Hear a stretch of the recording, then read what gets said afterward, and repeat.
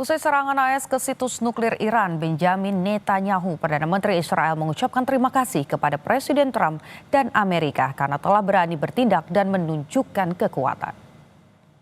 Congratulations, President Trump. Your bold decision to target Iran's nuclear facilities with the awesome and righteous might of the United States will change history. President Trump and I often say, peace through strength. First comes strength, then comes peace. And tonight, President Trump and the United States acted with a lot of strength.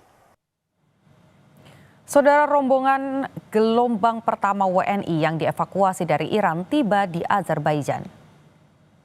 Inilah foto-foto WNI yang dapat dievakuasi dari Iran. WNI berkumpul di kantor perbatasan Iran dan Republik Azerbaijan sejak Jumat 20 Juni. Kantor perbatasan ini terletak di kota Astara, sekitar 300 km dari Baku, ibu kota Azerbaijan.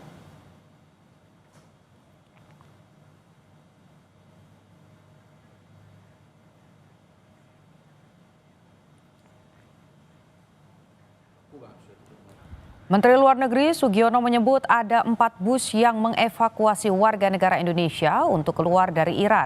Ada 97 WNI yang dievakuasi tim dari Kementerian Luar Negeri. Sugiono menjelaskan WNI yang akan dievakuasi dari Iran saat ini adalah WNI yang sudah berkomunikasi dan bersedia untuk keluar dari Iran. Bus yang bergerak ke arah perbatasan negara tetangga lah ya. Saya kira itu. Mungkin sekarang udah sampai di perbatasan. Melibatkan TNI juga ya Bang ya? Melibatkan TNI. Enggak, sejauh ini masih dari pihak Kementerian Luar Negeri. Ini dievakuasi mahasiswa apa seluruh WNI yang tinggal di sana? WNI yang sudah berkomunikasi dan bersedia dievakuasi. Berapa jumlahnya Pak? Kalau seluruh WNI itu 386, kalau saya tidak salah yang terdaftar ya. 97. Yang sudah dievakuasi atau belum? Yang bersedia dievakuasi kan bertahap. Di tengah konflik Iran-Israel, Amerika memutuskan untuk mendukung Israel dengan mengebom 3 situs nuklir Iran. Seberapa besar potensi konflik kian meluas dan mempengaruhi dunia? Kita langsung berbincang dengan pengamat hubungan internasional dari Universitas Parahyangan, Kisino Bawono. Selamat siang, Pak Kisino. Selamat siang, Mbak. Potensi apa saja yang akan terjadi setelah Trump mengumumkan akan membantu Israel melawan Iran? Oke, eskalasi apa yang kemudian akan berlanjut gitu, saya lihat kalau dari kemarin-kemarin pemerintah Iran memang memposisikan diri bahwa mereka tidak akan tinggal diam jika ada agresi terhadap mereka masuk dari Amerika Serikat.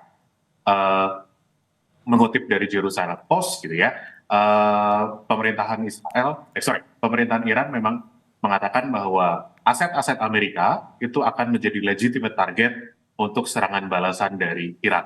Nah sekarang kemudian yang kita tunggu itu ya, karena kita tidak tahu seberapa kuat Iran sekarang setelah mereka diletakkan selama beberapa tahun terakhir dan beberapa hari terakhir, retaliasi apa yang akan mereka lakukan ke negara-negara tetangga. Negara tetangga ini, kenapa saya bilang gitu? Karena beberapa aset Amerika Serikat itu ada di sana seperti military bases dan semacamnya. Lalu di sisi lain ya, kemungkinan sudah akan terjadi, kemungkinan akan dilakukan adalah gangguan supply di Selat Hormuz.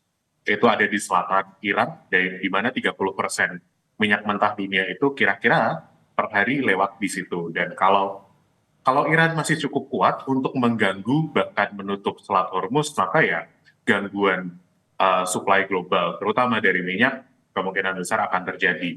Dan kenaikan harga minyak mungkin juga terjadi seperti yang diungkapkan oleh The Economist, begitu. Oke. Tapi kalau Anda melihatnya dengan adanya serangan dari Amerika Serikat ini, apakah kemudian serangan balasan yang mungkin dilakukan oleh Iran ini bentuknya apa? Apakah memang head to head begitu, bentuknya memang akan dengan senjata lagi, atau justru tadi dengan faktor-faktor ekonomi seperti menutup selat yang tadi Anda sampaikan? Oke, apa yang akan Iran lakukan? Iran saya pikir mereka tidak boleh tidak kreatif ya, hanya senjata versus senjata, tapi hitting where it matters, yaitu ekonomi juga.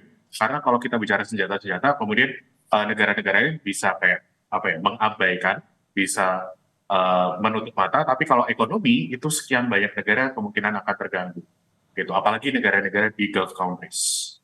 Jadi untuk mendapatkan dukungan, maka kemungkinan cara yang lebih drastis akan dilakukan, yaitu ekonomi tadi yang saya bilang. Melihat sekarang ada satu situs yang kemudian sudah diklaim begitu ya oleh Amerika Serikat bahwa sudah lenyap begitu, sudah hancur. Artinya kalau kita lihat dari kekuatan militernya sendiri, seberapa besar potensi Iran ini bisa yakin atau percaya diri untuk memberikan serangan balasan? Karena Anda tadi sampaikan kan harus punya bergen yang lebih tinggi untuk bisa membalas itu. Kita tahu sebelumnya Fordo ini tidak tersentuh oleh Israel. Oke.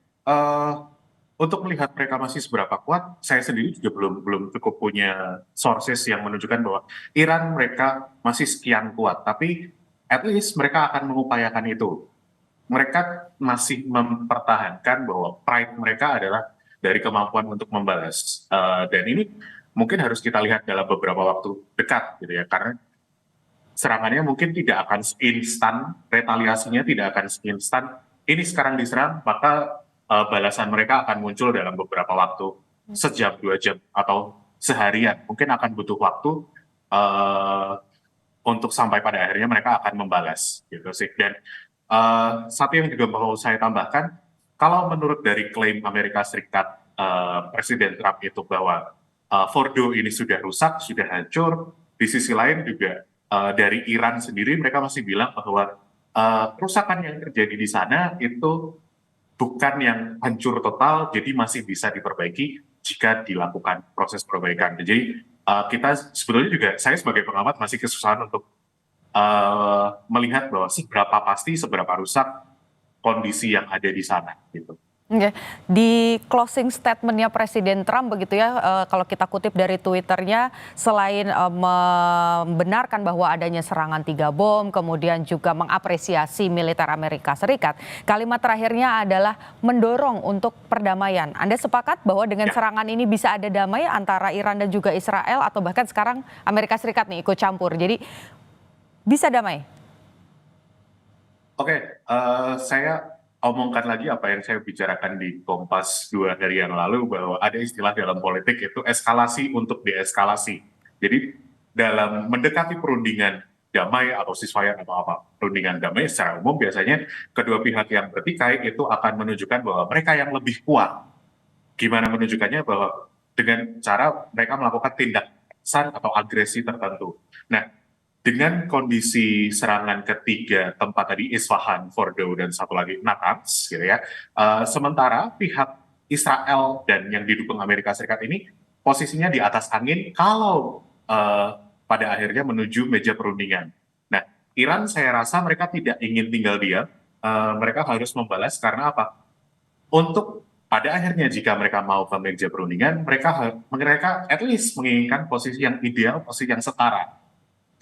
Sementara posisi mereka sedang ada di bawah. Dan cuma what kind of retaliation, balasan apa, yaitu yang nanti kita sementara masih menduga-duga, gitu. Oke, singkat saja Pak, kita kalau bicara soal geopolitik tentu saja ini berkaitan dengan negara-negara di belakangnya begitu ya. Bagaimana dengan Rusia, Tiongkok, dan juga Korea Utara yang sebelumnya juga sudah memberikan statement-statement. Ada yang meminta damai, ada yang meminta Amerika Serikat tidak ikut campur. Dengan adanya serangan Amerika Serikat, bantuan secara langsung, apakah eskalasinya akan seperti apa dari Rusia, Tiongkok, atau bahkan dari Korea Utara? Singkat saja Pak.